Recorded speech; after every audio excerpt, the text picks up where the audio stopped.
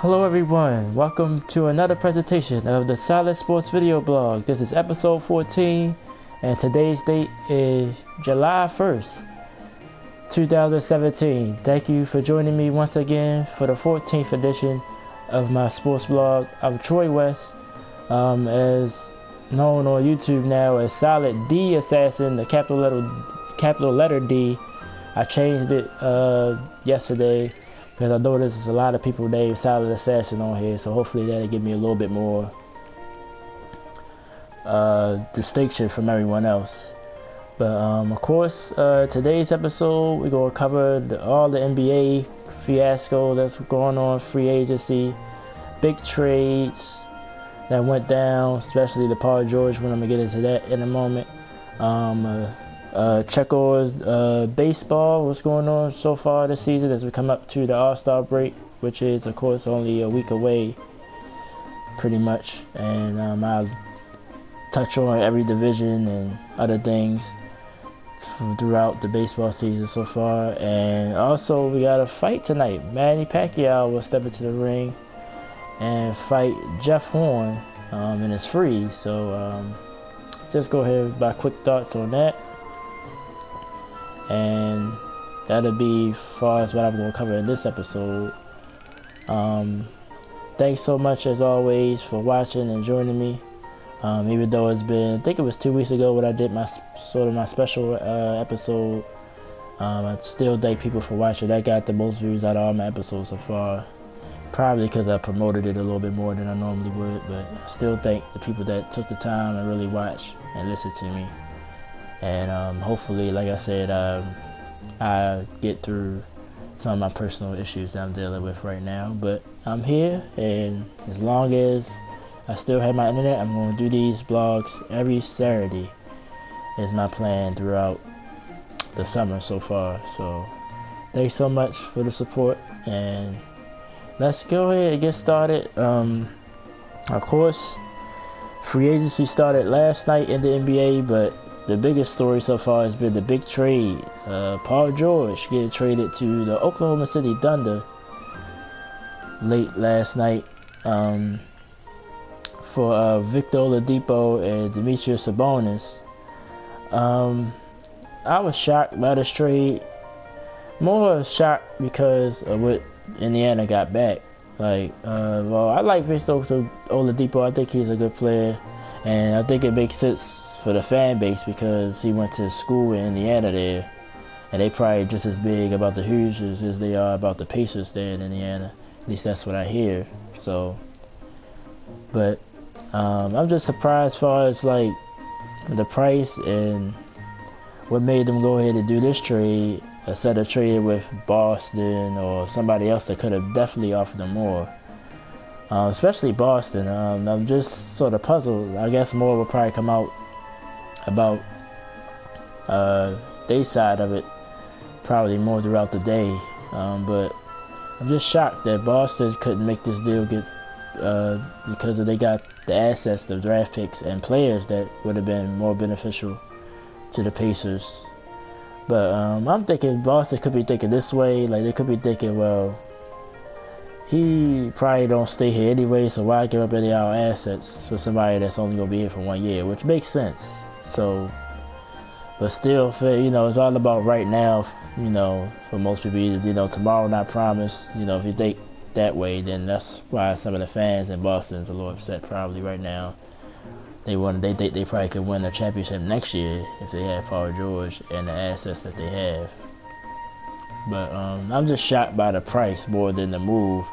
And of course by the Thunder doing it, but the Thunder have history of making good moves, either drafting good players or making trades like this, so not a surprise on that end, but just the timing of it, and I guess just Indiana accepting what they accepted. That's probably the biggest surprise.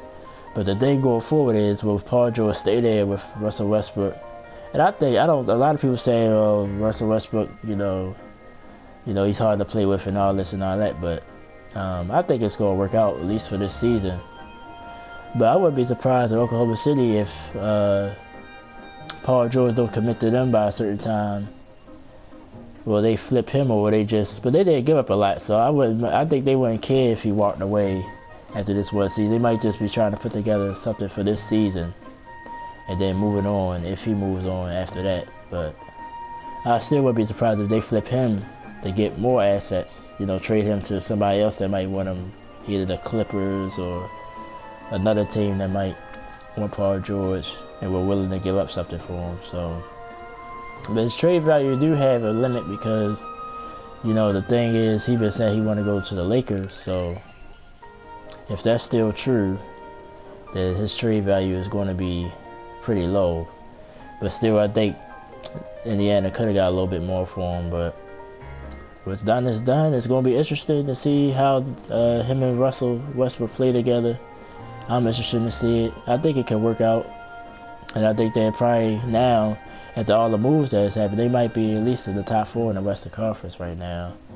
And it seems like a lot of people moving on to the West. Of course, last week I talked about Jimmy Butler going to Minnesota.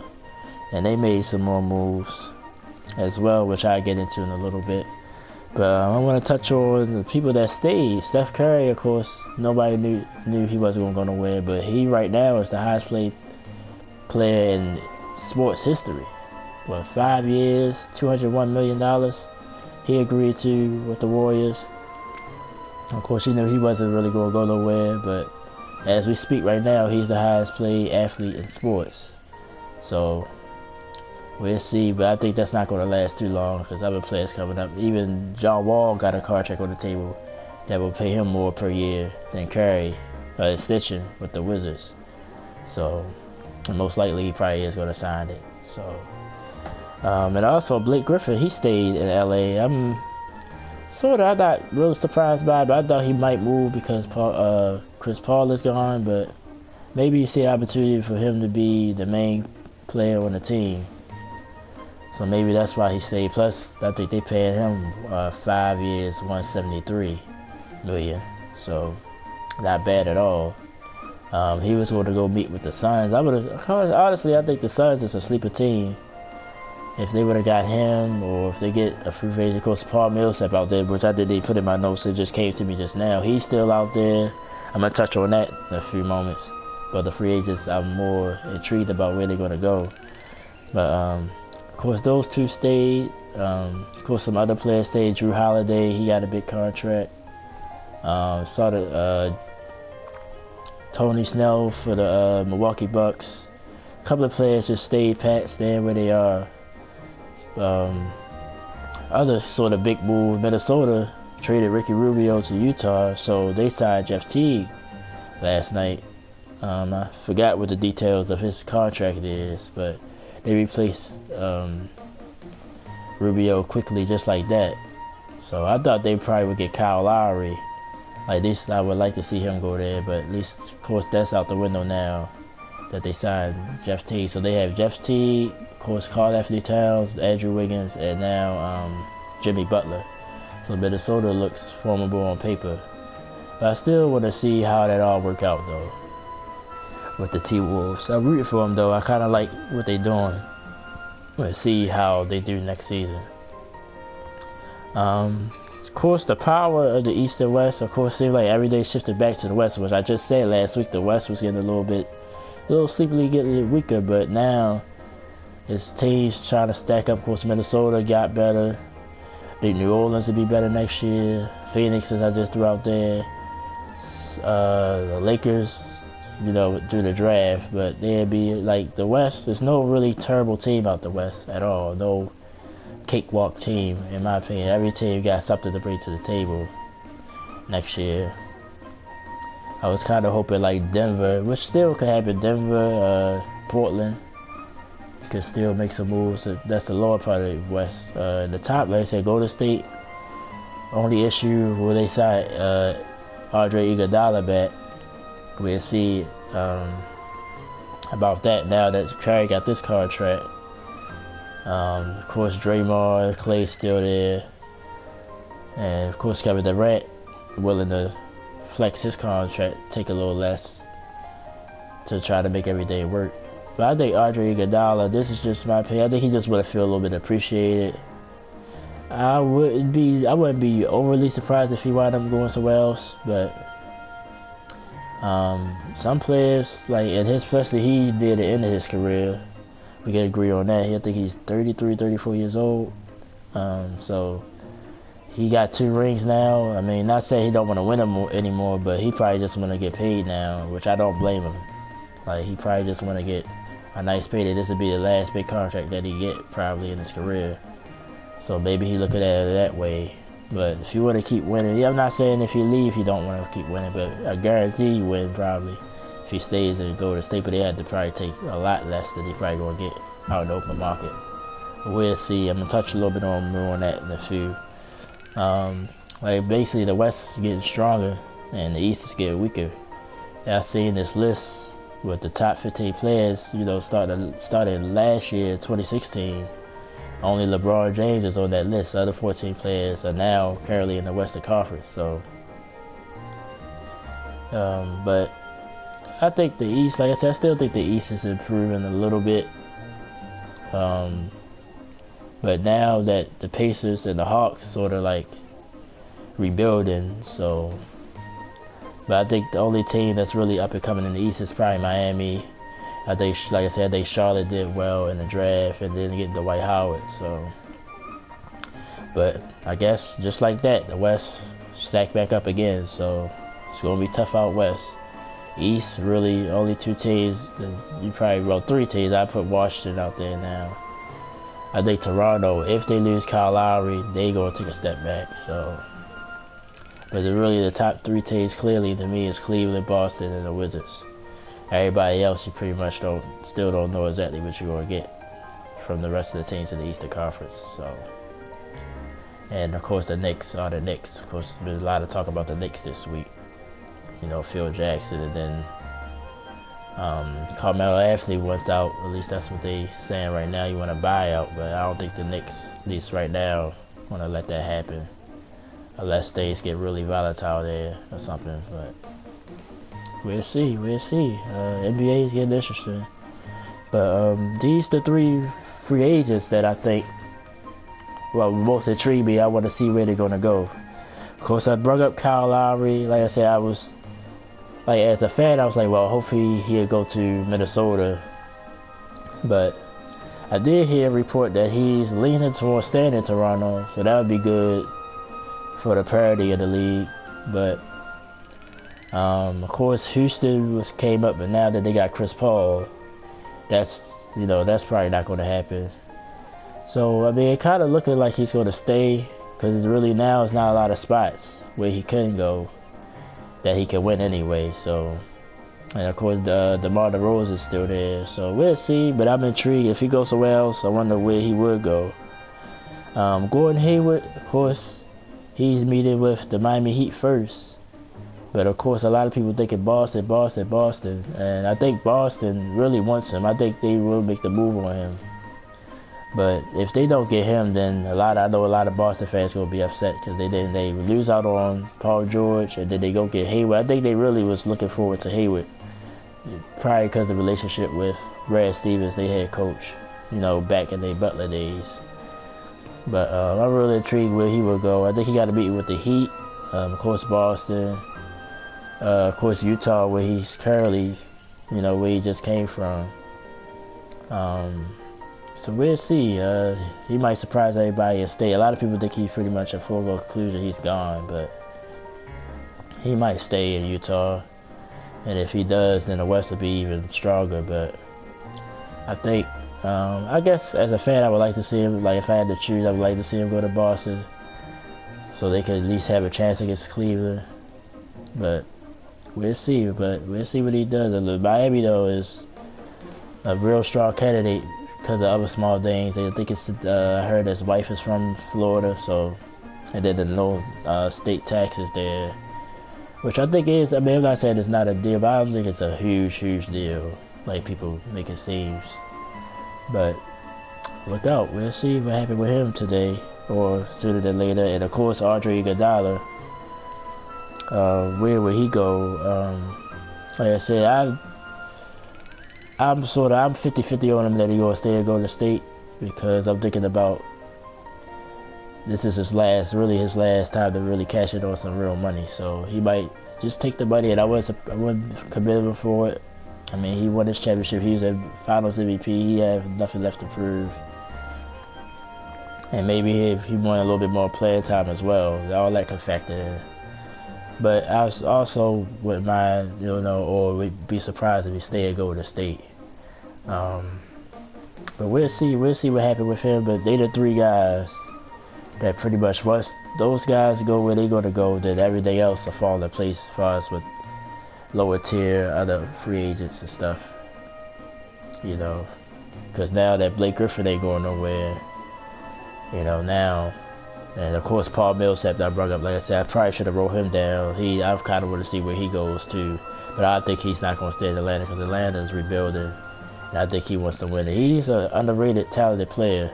Now, since Blake Griffin ain't going to Phoenix, I wouldn't mind him going to Phoenix to pair up with Josh Jackson, the young Josh Jackson, and Devin Booker, Jared Dudley. They got a nice little squad. They should be at least fun to watch next year. And probably will push for that final 8th spot in the West, even though the West is just as stacked as ever. So it's very interesting. NBA getting real interesting. Already excited for next season. The free agent only been 9 hours of free agent, so a lot more dominoes to fall. So definitely keep your ears up. A lot more will be going on in the NBA. So now I'm going to move on to baseball. Of course, I promised I was going to get some baseball in here. Of course, the last couple of weeks have been a lot of stuff going on in the NBA. Of course, been dominating. And of course, congratulations to Russell Westbrook. I almost forgot about that. He won MVP Monday night. Coach of the Year with the D'Antoni. Sixth Man of the Year, I think. Eric Gordon won that. Rookie of the Year with the young guy in Milwaukee, and I think Most Improved Player with the Greek Freak. I call him. Can't pronounce his name right now, so I'm just gonna call him the Greek Freak. But from Milwaukee, and Milwaukee's another team that I'm real high on in the East as well that I didn't bring up. Okay, so that's the end of the NBA now. Let's talk baseball.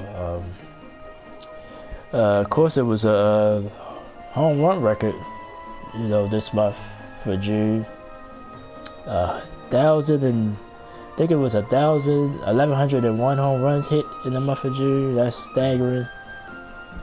A lot of people saying there's articles out there about the balls being juiced, which I wouldn't be surprised. Because baseball sort of struggles to keep up with the NBA, because they look, it's not the NBA season's over, but it's still dominating the news. So maybe they just want to, stay in the news a little bit during the middle of the season. I just, some people probably threw the steroid thing out there, but I think that's pretty much over with because of the testing that they have now. I don't think it's as many guys. I said there's nobody doing it, but I think it's not as many guys doing it. And then I also saw the article on how the players swing now. They basically trying to hit home runs now. That's why strikeouts is up too. A lot of people striking out more than normal. But players just going up, trying to hit home runs more than just trying to get contact on the ball. So all that factors in. But like I said, I'm a fan. I don't really, like I said, even during the steroid era, I mean, I don't look at players that much differently because they did or didn't. Like, I really think like the top players should be in the Hall of Fame. It's sad that they might never get in. Roger Clemens, Barry Bonds, those type of players that got stigmas on them. I don't, like, they was great players. Steroids probably made them a little bit better, but I don't think it made them a Hall of Fame player. I think they was Hall of Famers with or without it. That's just my personal opinion. And of course, my thing is baseball let it happen. So I don't put too much on them. Like, I just hate how they get perceived as like basically bad people. Now, lying, I mean, of course, lying a lot, I guess, make you sort of a bad person, but I think actually doing it don't. I mean, I think it's a choice. I wouldn't. I mean, personally, if I had the talent to even play baseball or do anything, I probably would never do it. But I don't look at them that much differently for doing it. But I'm gonna just touch on every division so far. I'm gonna start in the National League. Of course, National League West, Dodgers doing pretty well, making me look like a genius. They my World Series pick, and they look like the best team in baseball to me right now. Won again last night. I almost got into a fight last night. Some controversy over with the San Diego Padres. I think it was over some signs being stolen, and then people threatening people, and the bases, benches cleared and stuff. Both managers were thrown out the game. They was about to fight. So I think the Dodgers right now are the best team in baseball. Their pitching staff is strong. They bullpen is strong. They got young hitters, veterans mixed in there. I really like how they look. Now, of course, the regular season don't never mean much as far as the playoffs, but I think they have the experience. They've been in the playoffs a lot the last couple of years. I always believe if you keep knocking on the door, eventually you're going to kick it down. I think this is their year. So I'm definitely not changing that pick so far. Of course, there's supporting teams in the West. Of course, the Giants at last place right now. And I don't want to put it all on Medicine Bumgarner, but I think if he was around and never got hurt, I think they'd be more in the mix.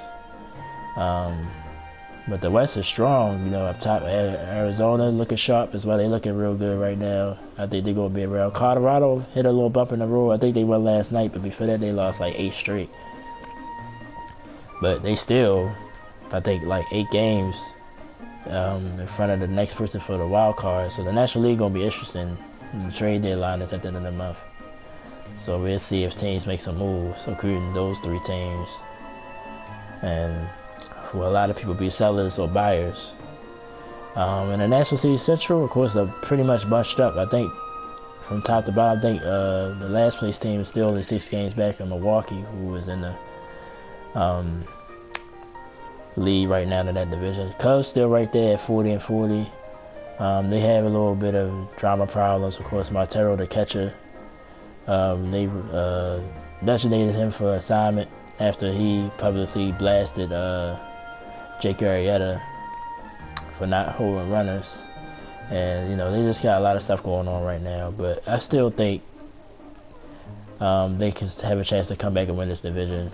They only, I think, 2.5 out, so they're still right there. Milwaukee, they're a decent team. I like them. I think they'll be around near the end for that division, but still think the Cubs is clearly just have more talent. I think it will, in the second half, it's going to show, and they'll probably just edge out Milwaukee for that division.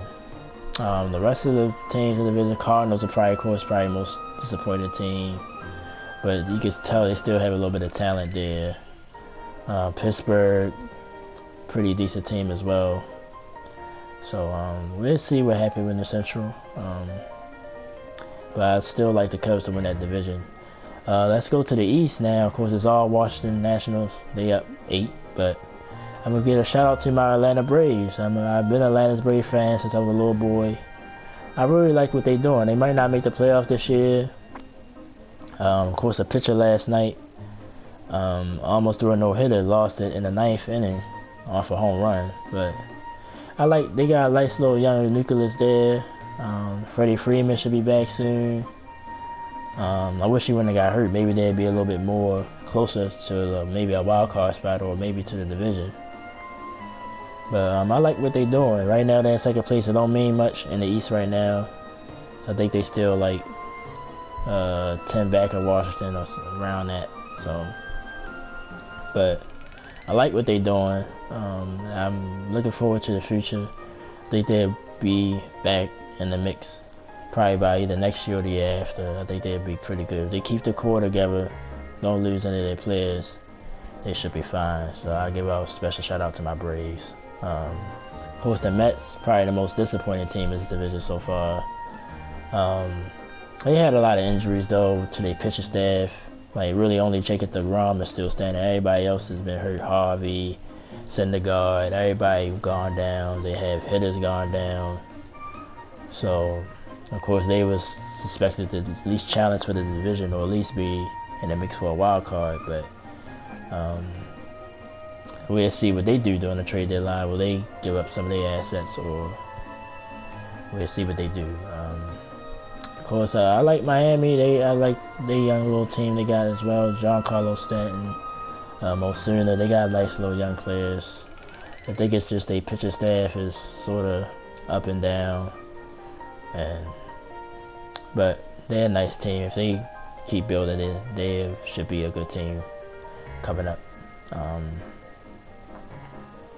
It's the Phillies. Of course, their last place is the worst record in baseball right now. I did a live broadcast of MLB The Show 17 this week, and they was part of it. I mean, they got some young players, but I mean, we'll see. I heard that they farm system pretty good. They got some good players in the farm system, but they're probably still years away from being a decent team again. So I'm just move on to the American League now. Start in the West out there. Houston, of course, head and shoulders above everybody else. The other teams in the West, I mean, they're just up and down. Oakland, they got some talent. Seattle, I was kind of high on Seattle at the beginning of the year, but Felix went down and got hurt. But they got some talent out there with Cruz and Robinson Cano. Their pitcher staff is not that bad, but I thought they'd be doing a little bit better, but they're not. Texas, they sort of probably the most disappointing team. I had to pick a disappointing team. I'm disappointed in the Rangers. I thought they'd be at least competing for this division, but I really don't know what's wrong with the Rangers. I think they had some injuries as well, but they got some decent players, but yeah, I mean, things ain't just working out this year for them. So, look like Houston going to win that division. But the American League, I just looked at the wild card stand this morning. It's stacked. Like, even all those teams in the West can still make it and get in the wild card. So, even Texas. So, I mean, the whole league is still. I think I brought up Philadelphia, Chicago, and now it's like a three-way tie for last place in the American League. 35 wins. It's them, Oakland. I think it's another team. Can't think of them right now, but they are only like 6 games on a wild card. So things can turn around for these teams. They're still in it. So let's move on to the Central, though. Of course, Cleveland, slight lead over the Minnesota Twins. Minnesota Twins a little bit surprising this year. Probably the most disappointing team in this division. Guess I have to say Kansas City, even though they've been playing a lot better. But I thought they'd be doing a little bit better than what they're doing right now. But they're playing very good baseball right now. And like I said, everybody's still alive for a playoff spot. So I say disappointing, but not too much disappointing. They had some ups and downs this year. But I still wouldn't mind. I'll still hold out for them to make a wild card. But the Minnesota, I think they're not going anywhere anytime soon. But we'll see how the second half goes in that division. And that division is, like I said, that division is tight from top to bottom. So we'll see how they work out. In the American League East, things looking kind of up and down for some teams. Boston been playing the best baseball so far. They sort of hit their stride. They're in first place now. Yankees had it, but they think they're in a streak when they have lost. It's like 12 of 18. Like, they have lost a lot of games lately, so they've fallen in the second place in the division. Of course, the Orioles. Of course, I'm also an Orioles fan. I'm from Baltimore. It's their pitching. Like I've been saying this for 20 years. It's their pitching. Like they lineup. There's really nothing wrong with it. And now the way that baseball being played now, I still don't like that they sort of a home run team. Like, if they don't hit home runs, they don't score runs. But I think still you got to be able to stop the other team. You got to be able to pitch well. And they lost another tough game last night in extra innings. Tampa Bay's there. They probably the most surprising team in that division. I didn't think they'll be doing as well as they doing. And of course, in last place is Toronto. Toronto probably the most disappointing team, because I thought, even though I didn't pick them to make the playoffs this year, I thought they would take a step back, but not last place step back. So that's my baseball talk for this week. Of course, next week is the All-Star game. I'll probably talk about the All-Stars. I think they tomorrow they choose the starters. I think will be announced tomorrow, but I'll touch on that next week. More about that. And the game is what? July 11th? Yeah, July 11th. So next Tuesday, July 11th. Not this Tuesday, because this Tuesday is 4th of July. So we got the 4th of July is the All-Star game. So the last thing I wanted to touch on real quick, like I said, I'm not an expert on boxing, but it is a big boxing match tonight, and it's free. Manny Pacquiao will step into the ring with Jeff Horn on ESPN tonight. So it's free. I'll probably watch it, check it out. Ain't a lot going on anyway today as far as watching something on TV, watching sports. So probably check that out. They said Pacquiao is a heavy favorite. I was reading a little bit of a couple of articles and stuff. But this Jeff Horn kid is nothing to sneeze at. Plus he's in front of his home crowd in Australia. So very interesting fight. You know, Pacquiao is up there in age as well. I think this guy is only in his late 20s, I believe. So, but most of the experts said Pacquiao should win this fight and shouldn't, you know. But I'm gonna check it out, see what's going on. Like I said, I gotta get my man. I gotta get in contact with him. My man Melvin. I used to work with him. He's a real big boxing fan, UFC guy. Like one day I want to have him on, especially before these big fights coming up with Mayweather, McGregor, which I haven't touched on a lot of, and Canelo and Triple G. Definitely want to get him on before that. So have a talk to see where his brain at, because I respect his knowledge of boxing and the UFC. So I gotta get him on. Maybe one of my episodes I have him on. I interview him over the phone, have him call me, and we could talk boxing and UFC and pick his brain about it. But should be interesting to see. I want to watch, see how Pacquiao looks. There's some rumors out there. If he does real well, it could be a rematch with Floyd. But I mean, Floyd, he's all about the money. So if it's money there, I think he would do it. But of course, you know, boxing is more hard to set up matches.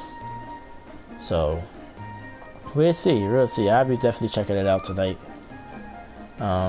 So that's the end of my blog for this week, episode 14. I thank everybody for taking the time to watch. Like I said, not a lot going on today as far as like watching sports on TV. So that's why I would check out this boxing match. As far as the other projects on my channel, I've been doing, of course, the Crash Insane Trilogy that came out Friday, which was yesterday, late midnight Thursday. I've been playing. I did about 4 videos so far. I'm almost done. The original Crash Bandicoot. I probably, actually, after I finish recording this, probably gonna get on that and finish that up. Do some more videos on that. Prey, I finally finished that. You can go watch the end of that now. It's all on the playlist, so if you want to watch from the beginning, it's very long.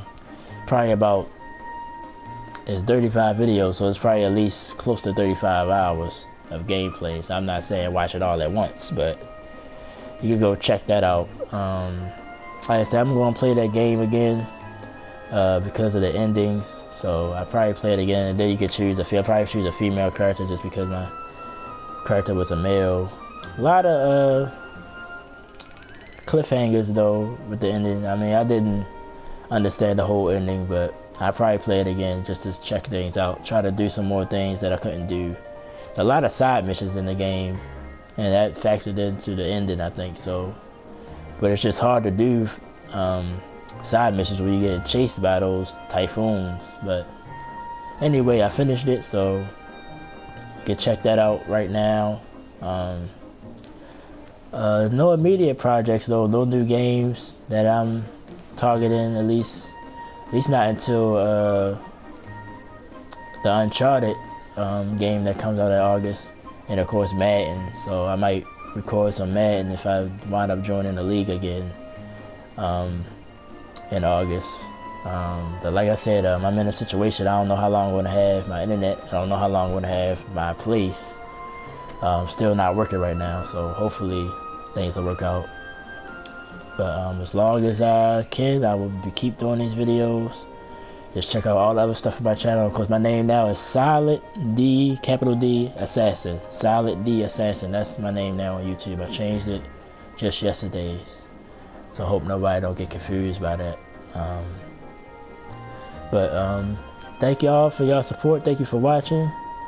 I appreciate it.